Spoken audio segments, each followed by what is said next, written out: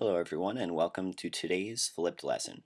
Today we're going to be working on drafting the research paper, and specifically we're going to be working on opening with an anecdote. Now I just want you to take a second and think about how I opened up this flipped lesson. I began by presenting two simple phrases on a slide: drafting the research paper and opening with an anecdote. And that's an okay way to start it off, but it feels a little bit boring. Imagine if instead I opened up the flipped lesson like this. Today we're going to be working on drafting the research paper. Specifically, we're going to open with an anecdote. Now that was a lot more exciting. I can make it even more exciting by then doing this. Drafting the research paper. And blowing up, opening with an anecdote. Now, as you can see, I was able to transform what was once kind of a boring opening to the flipped lesson into a more exciting opening for the flipped lesson by adding a few exciting, fun elements to it. And that is what we're going to be working on today. No, we're not going to be burning things or blowing them up, but instead, we're going to take the beginning of our research papers and we're going to make them really exciting and interesting by adding an anecdote. Now, here's the mini lesson. You can copy this down in your writer's notebook, and if you need a couple extra minutes to write the notes down, you can pause the video anytime you wish. Strong writers begin their research papers with an anecdote that helps to introduce the reader to their topic in an engaging way. To make the anecdote engaging, they use narrative techniques such as figurative language and showing character and setting. So basically what we're doing is we are going to take all the narrative techniques that we just learned about in our fantasy writing unit and apply them to this research paper writing unit so that we can make this opening anecdote more exciting. We're going to be using figurative language, we're going to be showing character, and we're going to be showing setting. So, what I want to turn your attention to now is the 4-column outline that I've already made for my research paper and that you've already made for your research paper. Today specifically, we're going to be focusing on drafting the first column, which of course is the opening section. So let me zoom in on that. Now, within that first section, we're going to be focusing on the first box, which is the anecdote. Now, as you know, my topic is talking about whether or not players that are connected to steroids should be allowed in the Hall of Fame. So I decided to open up with an anecdote that talks about Mark McGwire's 60-second home run. So, without further ado, let me jump right into this and show you what I did for my opening anecdote. Mark McGwire stepped up to the plate and hit his 60-second home run of the season out of the park. He was the new home run champion.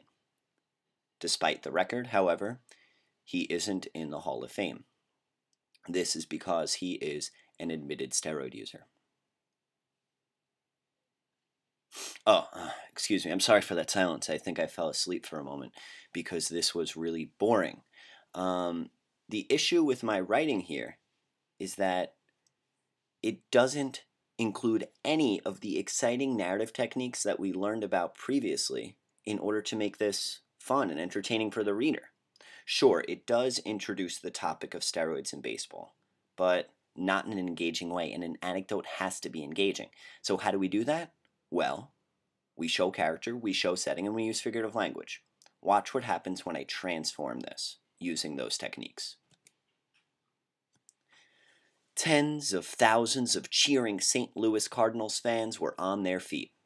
Countless camera bulbs flashed amongst the raucous crowd like a massive swarm of fireflies on a pitch-black night.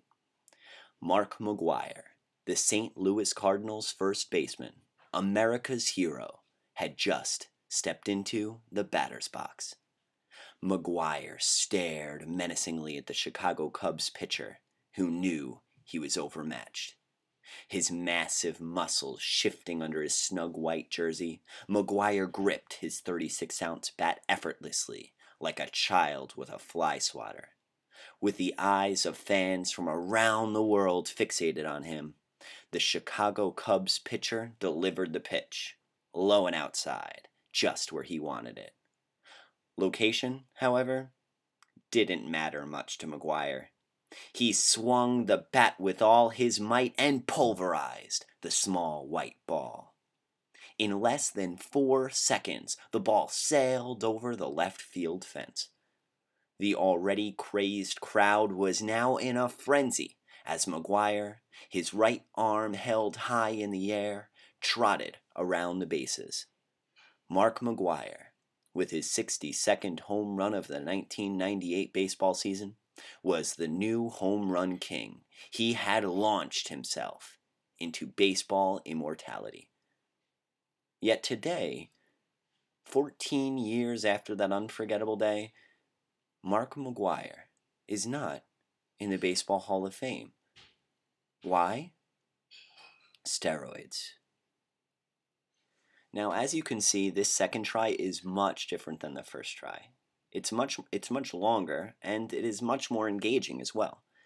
And it's actually not that hard to make it that much longer and that much more engaging. All I did was add those narrative techniques that I talked about in the mini lesson. Figurative language, showing character, and showing setting.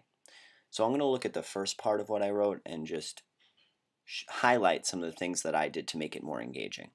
Right off the bat, no pun intended, I started with showing the setting. Tens of thousands of cheering St. Louis Cardinals fans were on their feet. So now all of a sudden I really show what this setting looks like. Then right after that I continued to show the setting through the use of figurative language. Here's a simile. Like a massive swarm of fireflies on a pitch black night. And then, soon after, I showed the character. McGuire stared menacingly at the Chicago Cubs pitcher. So as you can see, to make this anecdote more engaging and to make the anecdote more effective, I showed character, I showed setting, and I used figurative language. Now what I want you to do is look through the rest of my writing and write down 2 additional sentences where I use figurative language, show character, or show setting. Tomorrow in class, we'll discuss your findings during the Do Now, and then you'll begin actually drafting your anecdotes for your pieces. And the good thing is you'll get about 40 minutes to really just work on your anecdotes, to use all of the narrative techniques that we've discussed, and to make them not only topical, but also very engaging. If you have any questions at all, be sure to write them down and bring them with you to class tomorrow so we can discuss them right away. If you have a more pressing question, please feel free to email me and I'll get back to you as soon as I can. I look forward to seeing you tomorrow and working with you on your anecdotes. Have a great night.